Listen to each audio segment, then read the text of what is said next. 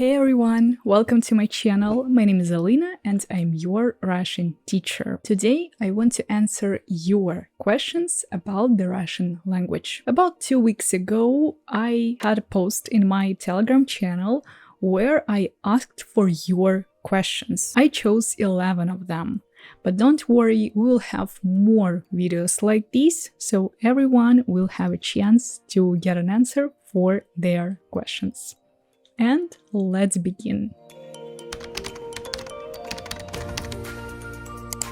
And the first question that I chose sounds like this. My reading skills are B2, but speaking Russian is A1. What can I do? That is a very common problem of everyone who studies Russian, because very often we read a lot because it's easier for us, especially when we learn a language on our own. And like this, we learn passive vocabulary, passive words. But when we need to speak, suddenly we don't know these words. It's impossible for us to speak because we don't have them in our active vocabulary. The words that we know perfectly and that we use in our daily conversations. What can we do here? The answer is simple. We just need to speak, to practice. But obviously it sounds easy, but it's not so easy to do it. Usually people don't have anyone with whom they can talk. So here my piece of advice will be: try to speak all your actions out loud. From the very morning, from the very beginning, you wake up and you start saying everything that you're doing. Я встаю с кровати. Я иду на кухню. Я готовлю завтрак. Я ем завтрак. Everything that you would say in normal conversation, try to look for these sentences, for these phrases. And like this, you will take the words from your passive vocabulary that for sure you know. If your levels are B2, B1, A2, you have all these words in your head, so you need to move them from passive vocabulary to active vocabulary. And only by speaking, only by translating sentences from English into Russian, you can do this. If you don't like saying anything out loud, if you're not living alone and you feel like it would be weird if you say everything out loud, you can write down everything that you do during the day. It'll be something similar to diaries. Writing diaries about your day, about your feelings, what you did. Like this, you will start looking for better words, better expressions, better forms, and like this, again, you will move the words from your passive vocabulary into active. And for you, it'll be much easier to speak. If you're afraid of your accent, don't be afraid, because everyone has an accent. Accent is not the thing that you need to worry about. If you're afraid to make mistakes, everyone makes mistakes. Without making mistakes, you won't be able to say anything. Then, the second question we have. What do you think about the method of only speaking Russian during lessons and no word in English or German or whatever the student's mother language is? That's a great method. I know that many teachers use it because it helps to improve your language, your ability to speak, to listen, to understand much better. But that's more complicated and stressing for the student. Personally, I use this method only starting with the level A2. A2, B1, B2. If my student is a complete beginner, I never speak completely Russian. I always use English at my first lessons because I need to explain everything in English. So here it's only up to you.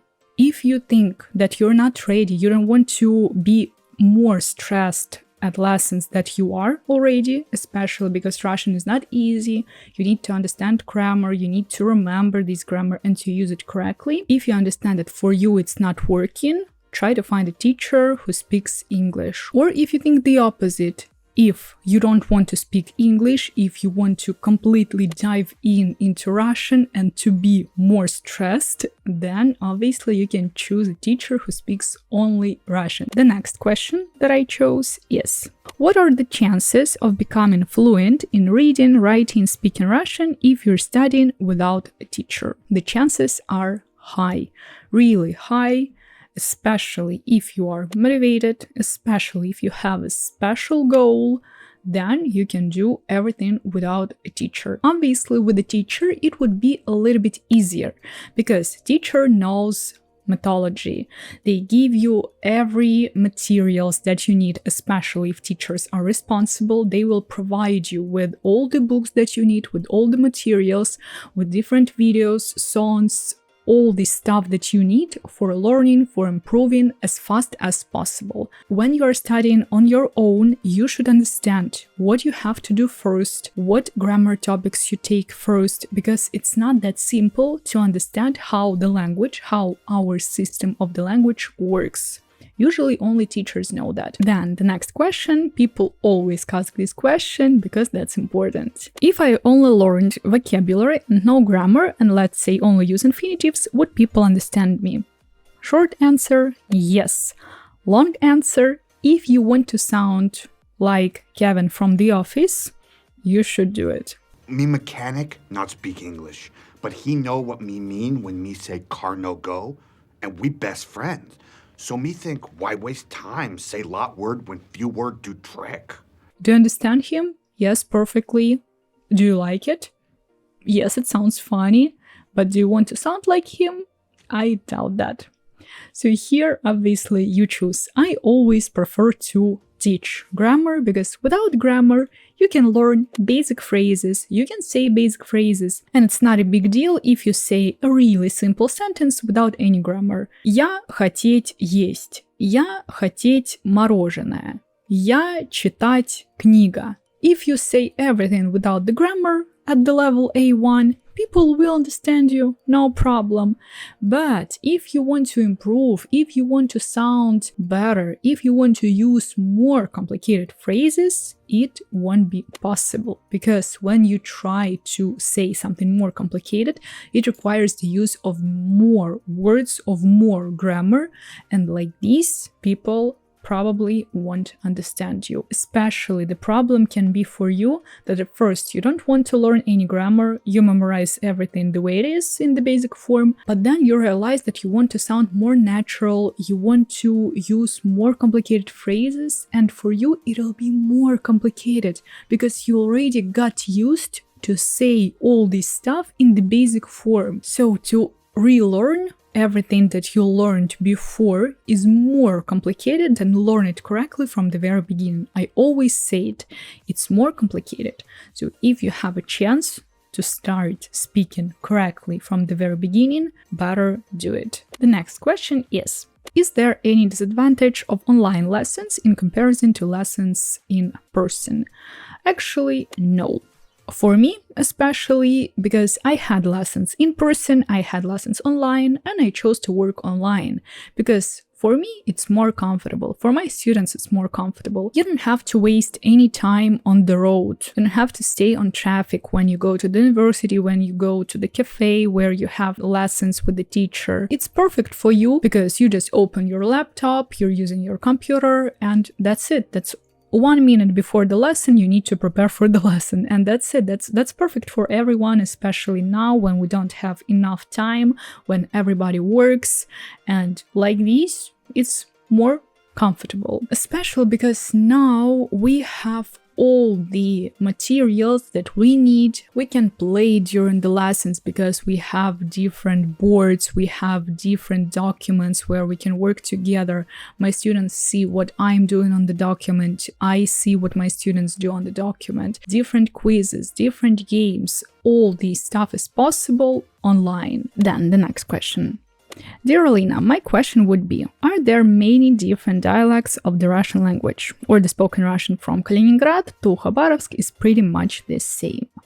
That's a very good question, and I would answer that no. Almost there is no difference between Russian in different regions or even different countries.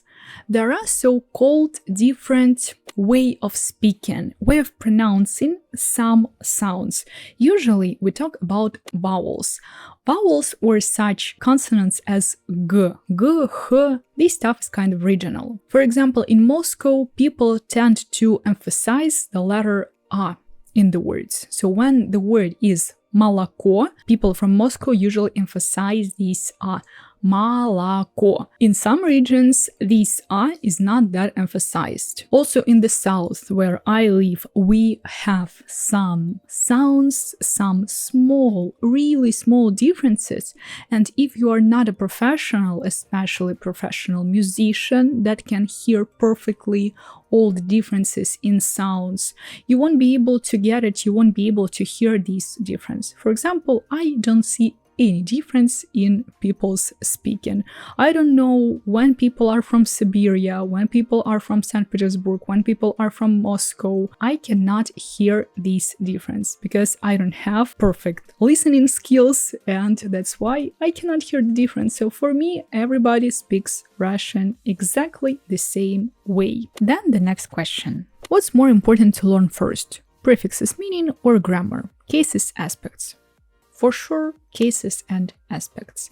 Any grammar comes before prefixes meaning, because prefixes meaning we take only at the levels A2, B1.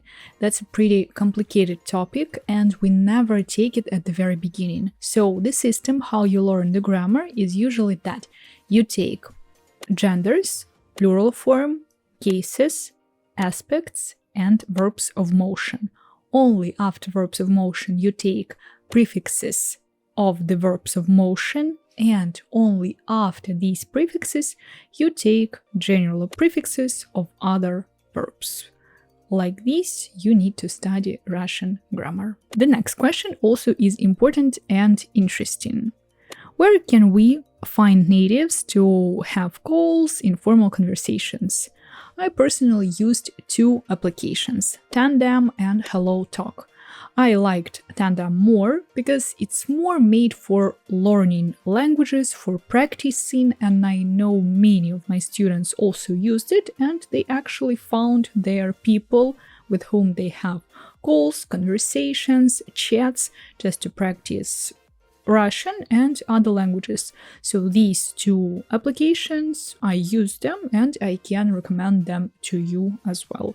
They are pretty good. Then the next two questions, they are from different people, but they are both about the books. And the first one, is it necessary to read books in order to acquire vocabulary? Which books would you recommend based on levels? The second question is in Russian. В свободное время читаю книги на русском, как на работе, так и дома. И буду очень рад, если вы познакомите меня с интересными книгами такого типа. This question is really interesting. I love this question and I want to make a separate video about books in Russian that you foreigners, that you students of the Russian language can read, because I have recommendations and I have many ideas what you can read. But if you're a beginner and you feel like you're not ready to read anything too complicated and in completely original versions, there are adapted versions. And I would recommend you in the next video that I will make, I will recommend you these adapted versions because they are adapted for each level specifically. All of them, they are with exercises, with the words, and it's really comfortable and really good for foreigners and people who study Russian, because like this you can practice even more.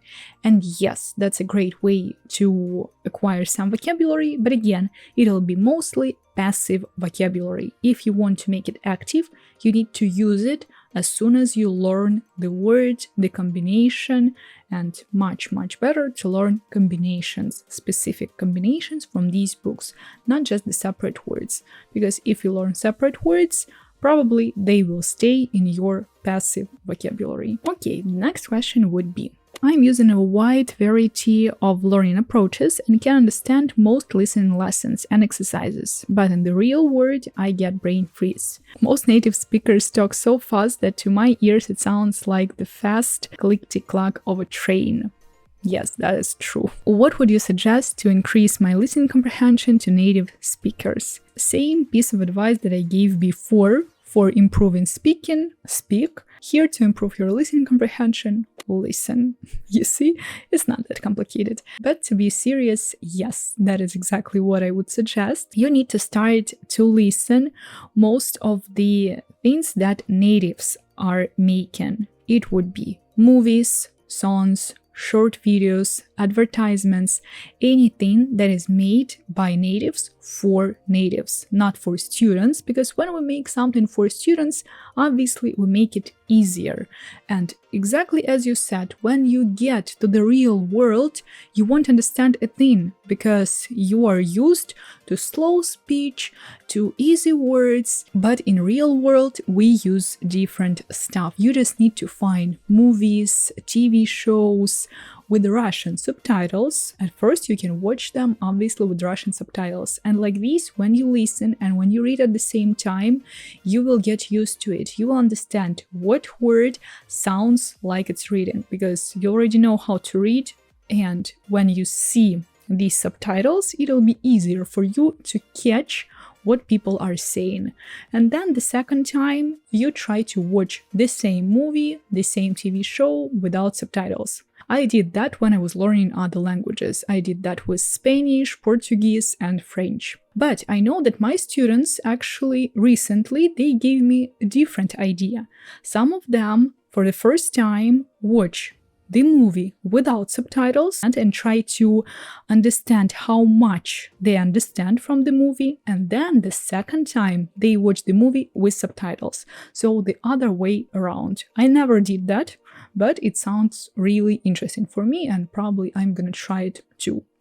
Like this, only like this, by listening, by trying to force yourself into this world, into real world of Russian, you will be able to understand what natives are saying.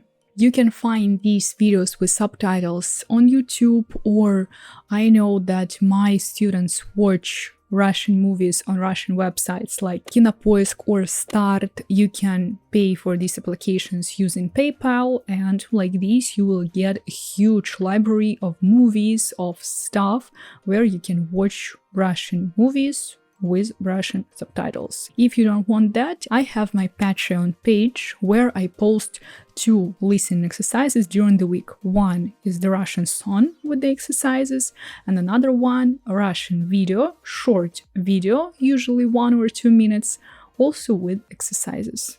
Like this, you can practice your Russian as much as possible. And the last question that we have also is about grammar. The first part of this question. Regarding Russian cases, first of all, how hard it is for a native speaker to understand someone else's speech when proper cases and word endings aren't quite there? Same answer that I gave for the question about using only infinitives, Kevin from the office. That would be exactly the same. But is it hard for natives? It's not really hard, again, if you're using simple phrases. If you're trying to say something more complicated, people have to make efforts to understand you. And for sure, not many people would like to do that. Obviously, if these people are interested in you, if that's your girlfriend or wife or kids, they would try to understand you. But if it's just a regular person in the street or in the store, no one will care. And if they cannot understand you from the first time, they won't make many efforts. So again, we need to learn the cases. And the second part of this question. Do you think Russian cases should be studied as a whole? Or maybe it's better to break them down one at a time? If that's so, there is a specific order to follow. Of course, the second part of the question is correct. We never take Russian cases as a whole. If you do that, you will have such a mess in your head that you would think that Russian is really impossible to learn. We never do that. We never complicate things that are already complicated. No, we always take them one by one, in a specific order. For foreigners, yes, there is a specific order. The first one, we take prepositional, then accusative, then dative, then genitive, and then instrumental. So like this, only like this, you will study Russian cases. Some teachers, some books, they give you these cases in different order, but I follow this order. This system works for me perfectly, works for my students, so I don't want to change it. Only after you remember the endings, the meanings of one case, you can move on to the second one, not earlier. It's not like one day you learn accusative, then you move to the prepositional, then you move to the dative. like this also you will have a mess, because you didn't really learn the case completely. Only after you remember the endings and the meanings, then you can move on to the next one. It can take you a week, it can take you a month. Don't worry about that. Everyone has its own speed of learning, because one person can remember it in 2 days, another person requires to learn it 2 weeks. Nobody knows, only you know and your teacher will know how to follow this system. I have 2 courses on Udemy, they are very important. One course about aspects of the verbs, another one about cases. And there I give you cases in exactly the same order that I just told you. Prepositional, accusative, dative, genitive, instrumental. Only like this. If you don't have the opportunity to study Russian with me personally, you can study my course on Udemy about cases. And it'll be already much better and more useful than if you study cases on your own. And that's it. I hope you liked it. I hope you heard the answer for your question. And if you want to ask me another question, you can do it right under this video. And again, I will choose a few questions for my next video. Probably I will be doing such videos once a month or once in 2 months. Thank you very much for watching. Subscribe to my channel and learn Russian with me.